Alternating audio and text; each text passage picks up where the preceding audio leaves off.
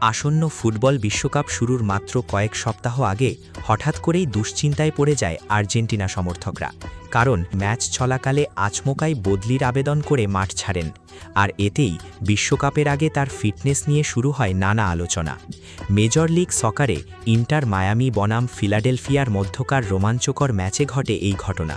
গোলের বন্যায় ভেসে যাওয়া ম্যাচটির ৭৩তম মিনিটে ডাগআউটের দিকে ইশারা করেন মেসি।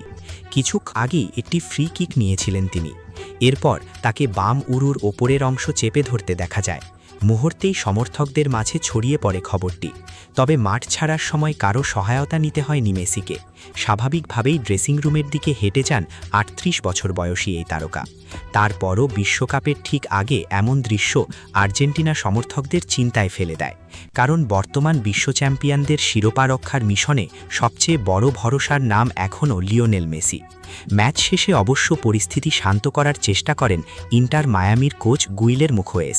তিনি জানান, এটি গুরুতর কোনো ইনজুরি নয়, বরং অতিরিক্ত ক্লান্তি এবং খারাপ মাঠের অবস্থার কারণে ঝুঁকি না নেয়ার সিদ্ধান্ত নেওয়া হয়েছে। হোয়েস বলেন, এখনও কোনো মেডিকেল রিপোর্ট পায়নি, তবে সে বেশ ক্লান্ত ছিল। মাঠও খুব একটা ভালো ছিল না, তাই ঝুঁকি না নেয়াই ভালো মনে হয়েছে। মূল বিষয় হল আর্জেন্টিনা সমর্থকদের অতিরিক্ত ভয় পাওয়ার মতো কিছু এখনও ঘটেনি, বরং বিশ্বকাপের মতো বড় টুর্নামেন্টের আগে মেসি সময় মতো সতর্ক সিদ্ধান্ত নিয়েছেন বলেই মনে করা হচ্ছে। কারণ কেরিয়ারের এই পর্যায়ে এসে তিনি খুব ভালোভাবেই জানেন কখন শরীরকে বিশ্রাম দিতে হয়। বিশ্বকাপ উপলক্ষে এমএলএসেও এখন থেকে বিরতি চলবে, ফলে মেসির সামনে পর্যাপ্ত বিশ্রামের সুযোগ রয়েছে, যা আর্জেন্টিনার জন্য অবশ্যই স্বস্তির খবর।